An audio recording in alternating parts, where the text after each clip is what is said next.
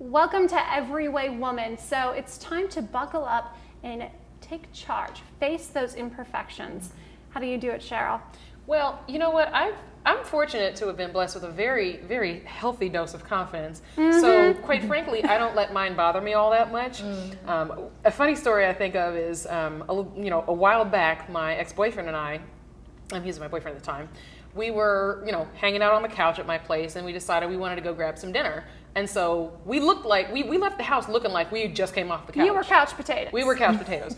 And then we drove into town, and we saw this restaurant, the Gaucho Grill, and we decided, why don't we just go in? So we went in there knowing good and well we looked like crud, but we sat down and we had a meal.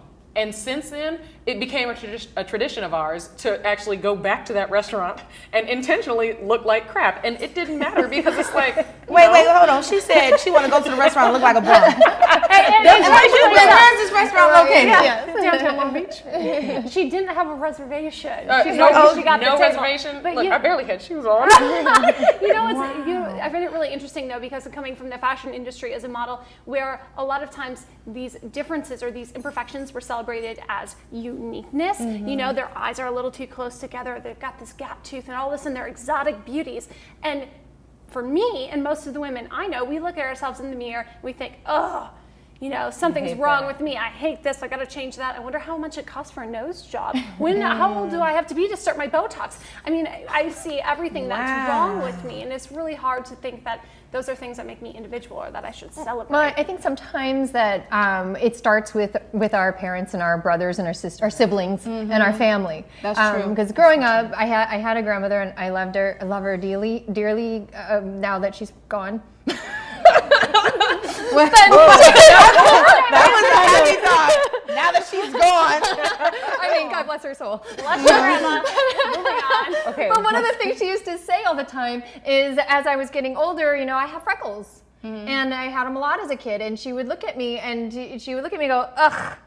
And then she'd move on. And that was her thing. We have a lot in common, Madison. Because my grandma used to tell me, I used to love popsicles and like ice cream sandwiches. And she'd be like, girl, you gonna be as big as this house, girl. Because I have a big booty. Yes. And if I can get my booty sucked, I would, just a little bit. Some people want to keep their stuff, but I would like to get mine sucked up a little bit. But she used to say, you keep eating those ice cream sandwiches, you're gonna be as big as this house. And I was skinny as a toothpick. Right. I lived in San Francisco. I walked up hills and mountains. How fat was I gonna live? Like, really?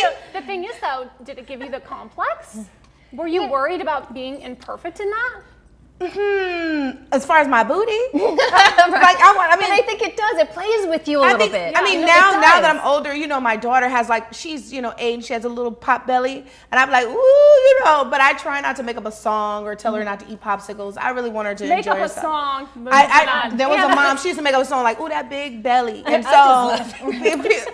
My niece does the same thing. See, they get that when they get 8 years old. Your niece does the same thing to you? My niece does the same thing to me the other day. She's only 2. And she was singing to your belly? To my belly. When I'm touching it, I'm like, After my son was about a year ago, and I'm a fit person. I consider myself to be extremely fit. And my son looked at me, and I had gotten a little chubby. I was kind of depressed. I had just started my divorce, and my son looked at me and touched my belly, and he goes, having another baby, mommy. You touched your belly? Yeah, and he's going, you have another baby, mommy? And I went, oh my gosh. What am I gonna do? I think my whole point to my niece doing that to me, let's get real. I lost 160 pounds. Yeah. Good for you. Obviously, thank you. But obviously, that was my, I have a lot of imperfections, and that's one of them because I still struggle with that, But at the same time, I can't be looking at all my imperfections.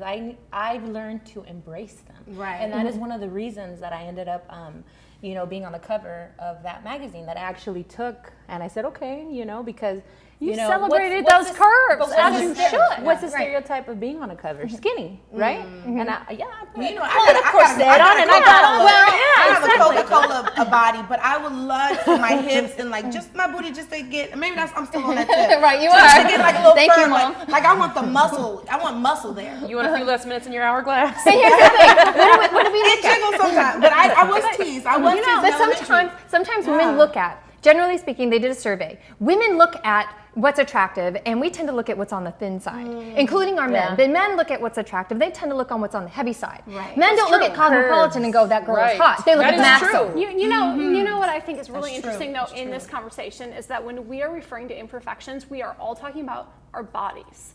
And that's really telling of where our focus is, because none of us have talked about our imperfections in, our habits or our personalities or our lifestyles. What are you talking about? Yeah, exactly. I mean, I don't have any. That's I'm a not good speaking point. from experience. But That's a good point. But because it does start from the outside. Because a lot of times what we feel on the inside is what we reflect and see on the outside. That's why we True. focus on the know, outside, because it's the easiest thing to hit first. thank you, Dr. In terms of Madison. work.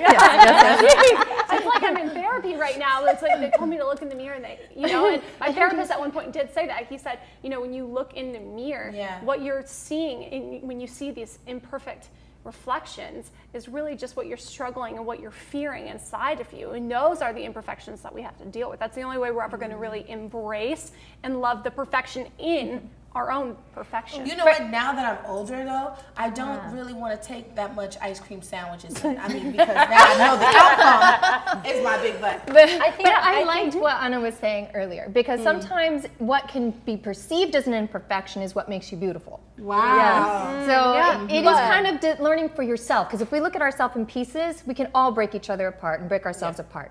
But what does it look like as a whole? And what does it feel like as a whole? But if I was to look at myself and pinpoint at an imperfection that doesn't have to do with my looks, it would probably be that I'm too hard on myself.